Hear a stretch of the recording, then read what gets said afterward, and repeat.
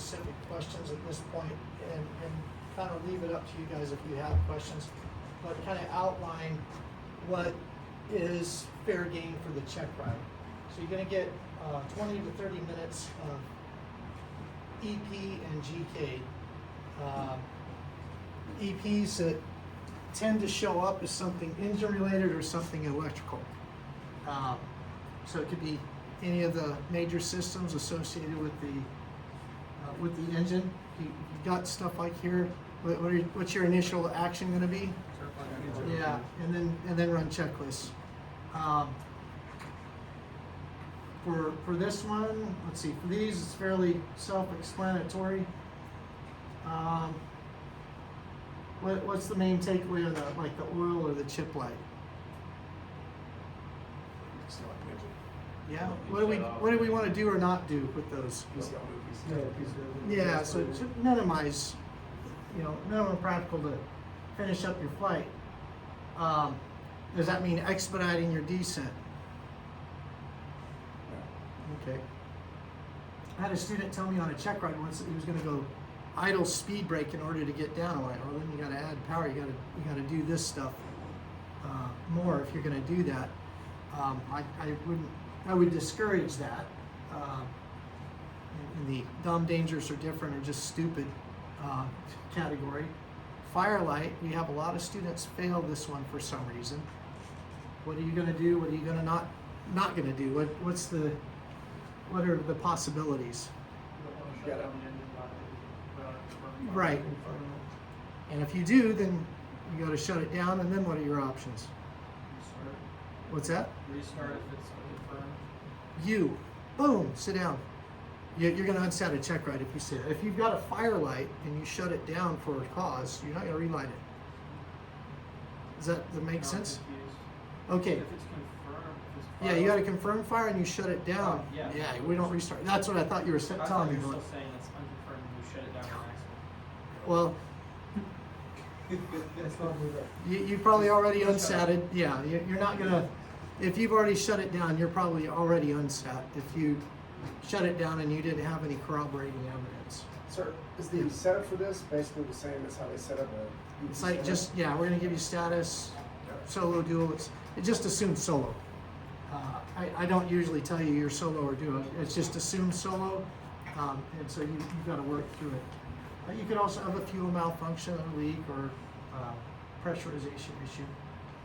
On the electrical side, gen bus, or bat bus, checklist, evaluate lost items, go to the in-flight guide, recovery method, and execute your plan. You could have a bus tie inoperative. So any systems GK associated with those is fair game. So you're not off the hook for that stuff that you learned the first 3 weeks of course. When I detect a weakness, then I just keep digging and see how bad the GK is. Like if somebody shows a lack of knowledge here, then I'll say, okay, here you go, home slice, map out the electrical system. Tell me everything you know about it from scratch. No in-flight guide, no -1. I just want to see what's in your brain so I can see how bad the GK is or where the disconnect is. And then, because these systems are very similar to what you're going to have on the MQ-9, especially the electrical system, but I would say even the fuel system and oil systems I've seen similarly organized from one aircraft to the other. Okay, so that's one part, that's the EP. Most students that unsat in this area because they do something like shut an engine down that's not actually on fire, or go to a runway that they don't have the minimums for an electrical EP. So make sure that you've got that kind of well vetted. On the GK topics, I just kind of went in sequence. I don't necessarily ask these things in this order, but I was just trying to take it from a logical standpoint. On takeoff, what are some things that I could run into? How am I going to take off? What's the min weather for takeoff? Is there a trouble T? Is there a DP and ODP? Are there low close-in obstacles? You expect questions in that area. because that will come up. En route, the better you know, like the chart and the terminal legends, especially like a negative D, a trouble T, a snowflake, an A, or an ANA, this is low-hanging fruit. I expect every student that goes through this course to know what all of those things are and how to apply it. If any of that is not familiar to you, you need to get into the legends and look for those symbols. You're going to get asked about them, like 90% chance. 100% chance some of these are going to be on there. 90% chance all of them are. So so know those. 100% chance you're going to be asked about what are the rules for a destination? What are the rules for the alternate? What's the weather, 11202 Vol 3 stuff? What's the min weather for takeoff? 100% chance you're going to get asked about those things. You need to be able to apply it, whether it has a published approach or not. You need to be able to look at the instrument approach plate and apply the knowledge associated with the rules to that approach plate. It'll very likely be an unfamiliar approach plate, in which case then we're going to dig into how do you fly it? What do these things mean? What are the implications?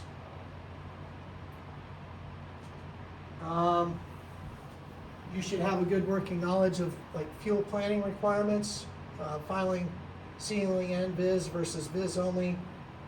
What are your reserve requirements according to 11202 Vol 3? How do you calculate it? All the data that goes into that. GPS data, ARM, active, and substitute rules. Those questions largely be centered in here. Engine malfunction, ORM 321 application, implications for VMC versus IMC. And then pubs. You're probably going to get asked questions about things that you're not completely familiar with, and it's kind of to explore the envelope. What do you know? What do you not know? You should know these resource documents, just like dictionary, thesaurus, encyclopedia, Google. What types of things are in each one of those pubs? Because this is an important thing that's going to follow you after this course.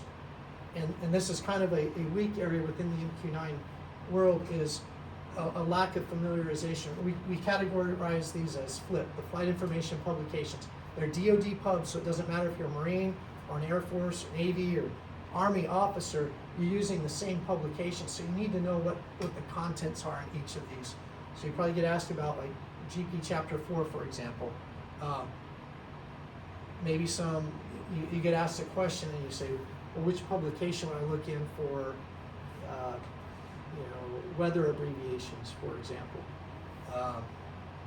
No, it's in the IFR sub, legends, hitting that a second time, and those chart legends.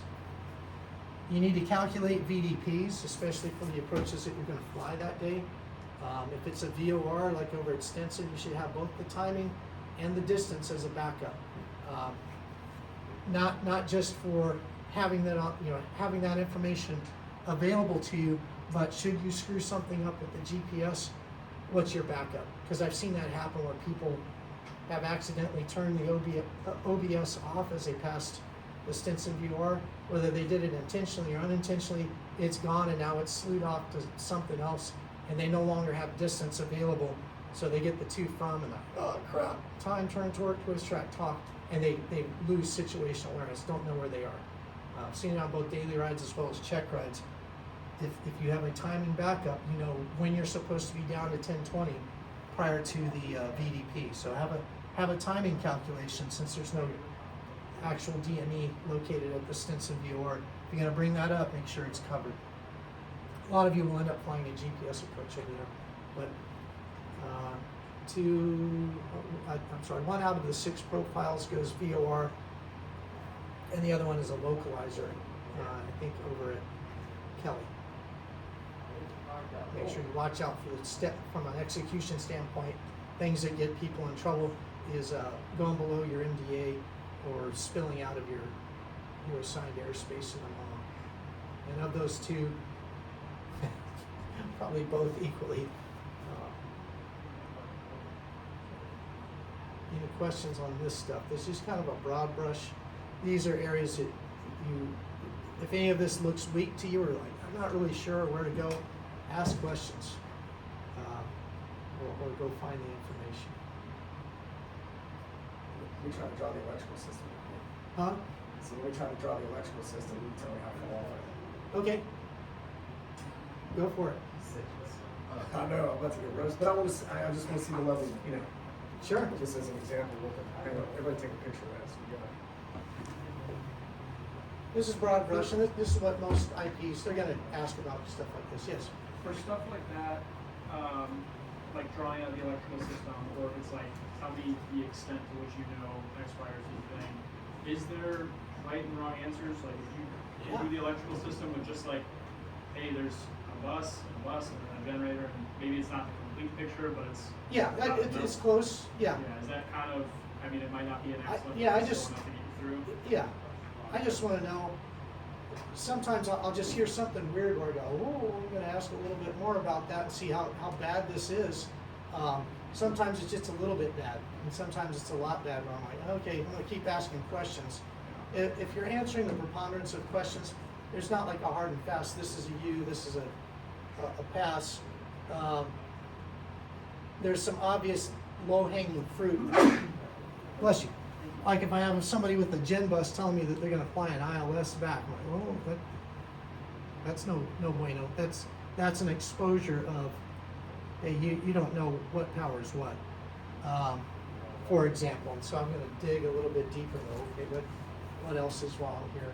I gotta peek under the hood at that point. You got that? Your UPT counterparts are expected when they show up to a check ride. Way back when I was an IP, we could ask them any system and they would draw it out. It was just, they gave us an impromptu 5-minute spiel on the system and they could draw out the basic architecture. I want you to know your aircraft that well because it can be helpful at times. Sometimes there's not much you can do about it, but if you know what the implications are, maybe it drives some action in safely recovering the aircraft.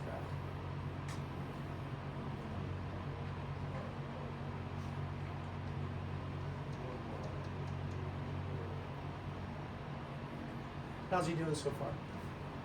Not bad. Okay.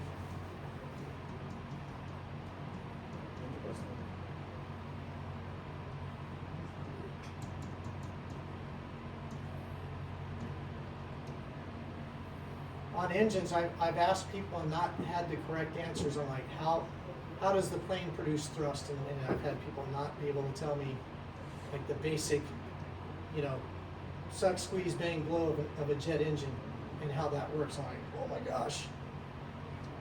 That's like the buddy of mine that went through pilot training that thought that runways were just randomly numbered, that you could have like a 72, and it's like a football team. You just start throwing out jersey numbers that he didn't realize until a good chunk through pilot training that they corresponded to like cardinal directions and stuff. Yes.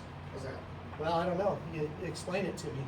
So the generator up top provides direct power to the gen bus. You got a bus tie switch that connects those two circuits. Okay. Well, which one's which? Because I've got arrows pointing all over. It requires, so this would be a good nonverbal, but he's lacking some detail. There we've got gen. Okay. All right. That bus. Now talk to me. So generator supplies power to gen bus. Okay. Also supplies power to your battery. It does. To keep your battery charged. You connect those two circuits to a bus tie. That's why You guys agree or disagree? Is that generator directly connected to the battery to reverse flow? I'm sure there's some other electrical component in there. Is it connected to the hot battery bus, or is that not? Okay. You've got a general picture. Okay, so the generator, let's get rid of this line here. This is kind of where I have issues because it doesn't do that. That's why I wanted to do it. So you Okay. can see.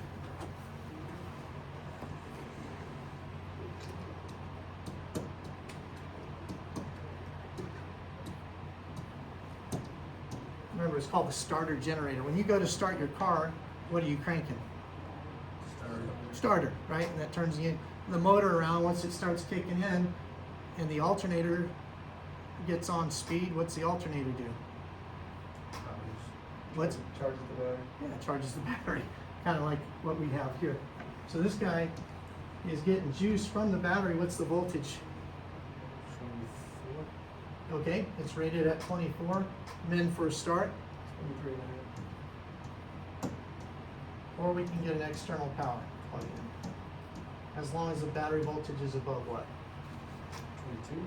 Yep. Aux bat. Okay. And what does it power?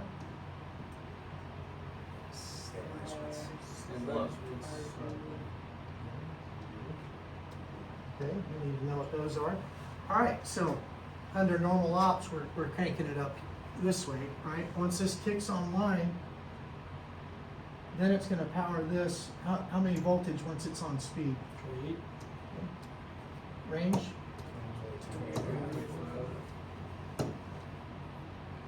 Okay, which is more than enough juice to repower this guy. So this bus tie here, remember if we lose our generator, we open this up because we're gonna shed that bus. If it were directly connected to the battery, you could still resupply the battery, right? Under your diagram. That's why I was just trying to clarify. Yes. Okay, but that bus tie is connecting the two buses. It's not connecting the appliance directly to the other appliance. It's connecting one bus to the other, and then it's going to allow the battery to get recharged through the bat bus, from the gen bus to the bat bus and to the battery. Make sense? Okay. So this is one direction here. And then you So should if know. you lose your gen bus though, your generator's still, you're still. where's Yeah, it- because there's still juice going in here. so This you thing keep is the bus just tie not closed- working. You But still, you keep the bus tie closed on the gen bus failure. yes, because you've lost the items on there, but you haven't lost the generator, so it's still resupplying.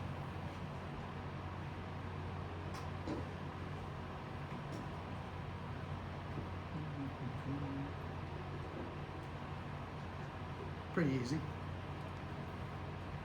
But again, anything that you put out there, just be ready to explain to you. And most IPs are not going to do this. If you know it this well, then you can explain yourself when you might get GK associated with that EP. All these numbers would be fair game, and you should know that. You can fill it out every week, right? Who's up next?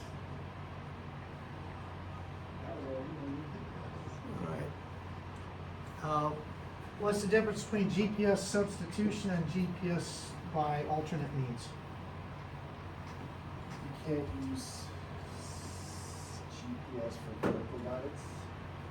Okay, I didn't ask that. What's substitution? Substitution is like you're replacing another navigator with it, and alternate means is It's kind of a hair splitting thing. Does it look any different to me from the cockpit? No. Okay. What happened when your teacher was absent? You got, who was that person in place of him called? Substitute. Okay. So this one's for an in-op nav aid.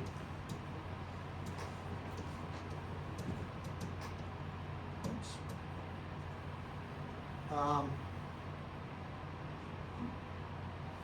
And this is one that we use when we're flying to Stinson. Does Stinson have a VOR DME? No, it's just a VOR. So we're using alternate means of getting a DME to the nav aid. So that there's nothing wrong with the nav aid. It exists, it's working. It just doesn't provide us some data that we might want to know. So this one, it's maybe a nav aid that we can't tune.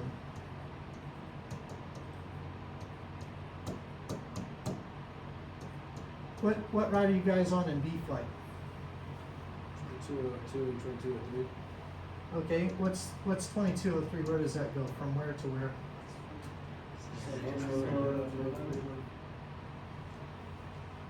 Oh, okay. You're only, so we're doing 03 tomorrow. Okay, I thought you guys might be on 04. Is anybody on 04? Force tomorrow. He's doing it for That's what I mean, 04. So 04 is going from where to where? That was from Midland to Dias. Okay.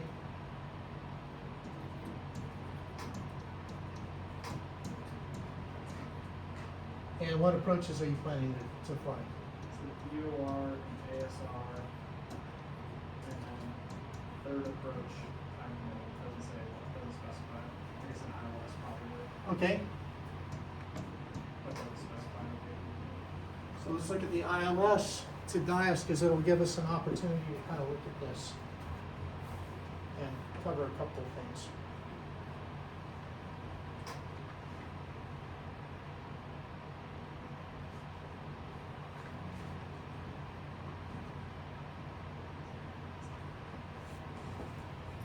I'll quit with this.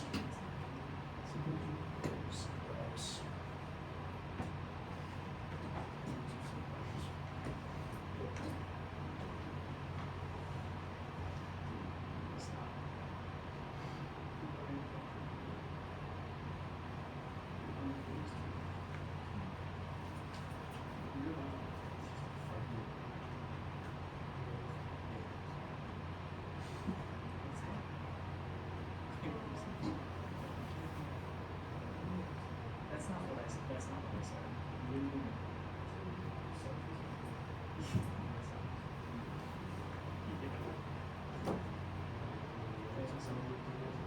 Sorry, dude. It's like, sorry, I ruined your reputation. It's HDMI 1 that has the screen share, right? That was HDMI 2, sir. I think it's Oh, is it 2? I think it's 2. One, I think it's the computer. Yeah. Oh, you're right. Okay. There's my 2 right there. Oh, okay.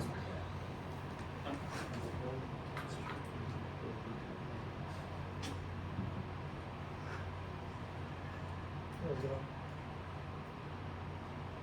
Okay, what nav aid is that on the field? No, it's not. That's all field. Okay. This was World War II, and you guys had like silhouettes of nav aids, and you had to shoot them down. You guys would all be dead. Japanese heroes would get you. That is not a VOR. What is this guy when it's empty inside? And I ask this type of stuff on check rides too. Like, what nav aid is this? What nav aid is that? That's where you need to be involved in your approach plate legends. It's hollow inside. Tack, yeah, very good. Okay. The other reason I know that it's a tack in is it has this. See how it has a channel? This is not like a preset channel. That's the frequency channel for the tack in. Here's my first question. So if I pulled this up on this sortie, I'm going to ask you what DOR frequency would we dial in to get frequency pairing for this? So where would you look for that? Where the frequency It's in pairing the goes? miscellaneous, VOR, TAC, or the frequency, TAC and pairing, and miscellaneous blue pages. In which The in-flight guide. in-flight guide. Where is it published in Flip? Because you're not going to have the 558 T6. Flight information handbook. There you go. Good. See now, see where I'm going? You can expand this just by going, where is this? All right. So either one, you guys tell me what's the frequency for 63 to get DME off of that.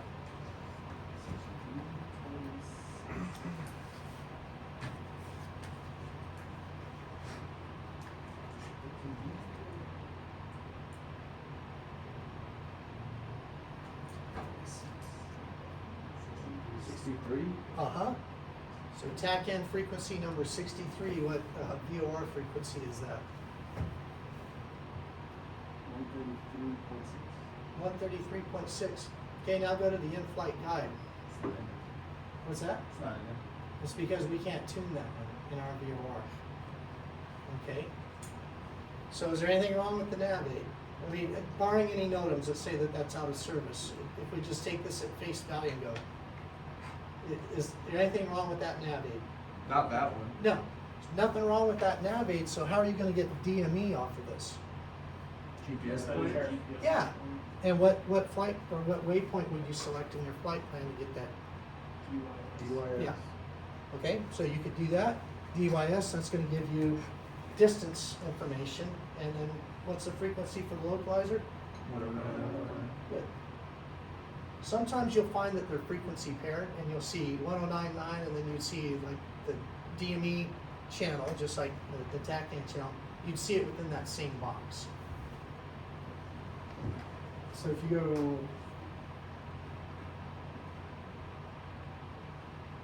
So there's no way to get the DME other than GPS on this. So that would be GPS, not substitution, but by alternate means. Again, from our vantage point, it's kind of transparent. We do the same steps, whether it's substitution And or, this is gonna sound dumb, but so typically, like if they tell you where you're getting your DME on your profile view, they're not gonna tell you that because they just assume that you have a TAC-in with their profile. Correct. Yep. So, I don't wanna split hairs here. No. Does that mean you cannot, can you still fly the precision approach? Cause you're not getting Yes. DME, you're getting. What do I need for a precision approach? What's that? What's the baseline thing? What's the title of this approach? The ILS. Do you have an ILS or I localizer? guess you don't need the DME per se, as long as you can catch the flight still. Correct. So let's say that I didn't have a GPS. How would I get myself to final? Timing? What's that? Timing? Nope. Oh, ILS, the localizer. You would just fly until you fucking fly still. Well, how would you fly? How would you navigate there? vectors defined? Vectors to final. So you're going to need a radio to make that happen. That's why it says radar. It says HUMEX. HUMEX is 5.7 DME. Or you could probably type this in as a GPS waypoint. So it says HUMEX/radar. So you'd need somebody to tell you where you are. That's what radar controlling is it's vector to final. But you wouldn't be able to get any of these others unless you had the GPS waypoints. HUMEX, Tivoli, I don't know, Tivoli, Hepham. You'd need all of these others in there too to kind of monitor yourself down final, but it would just sequence from one to the other. I would probably just select the TAC-in and make that my active waypoint and just assess my distance along final. But I can fly the crosshairs down. Where's my missed approach point for the ILS? For this ILS? 1.5. What's that? 1.5. Okay, it's a trick question, sort of. It's not really a trick question. What's the missed approach point for all ILSs? There isn't one. Yeah, there is. The runway threshold? No. Or What's your descent altitude? Oh, there. Your decision altitude, right? Because we're going to get down to this altitude of 1988, and we're going to make a decision. We see the runway, we land. We don't see the runway, we go miss. So that I asked that, and I'll get the same question and same response I got from all of you guys. It's 1.5 or whatever. This is for which approach? Localizer, right? Non-precision. We drop down to an MDA. Which MDA would I use? 2240. Which one? Yeah. 2240. 2240, okay. There's a double asterisk, which means something, right?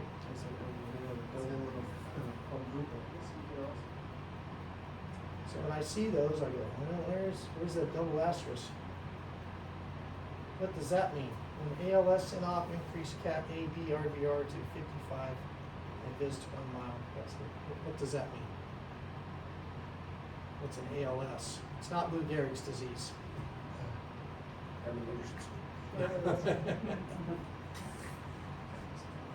So that's my approach. What do you think that is? Something like this. Yes, approach lighting system, right?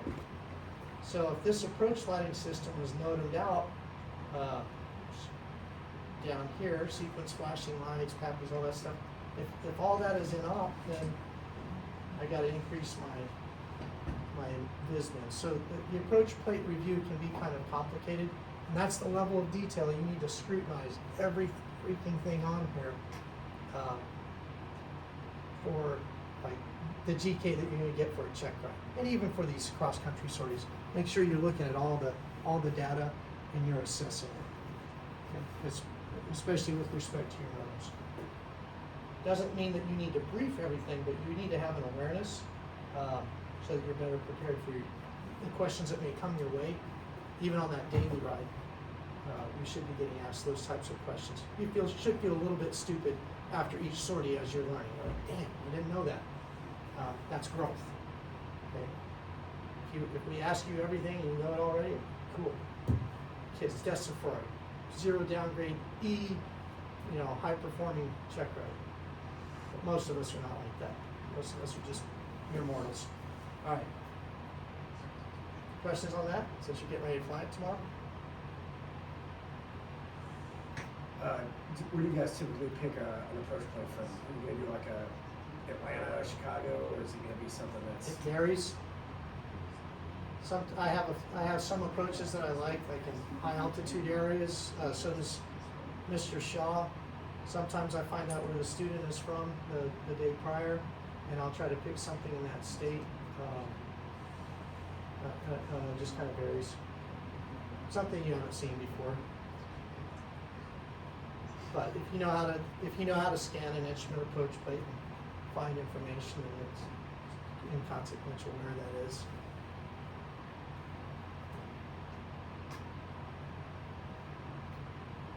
Anything else? Not here to hold you hostage. I just hopefully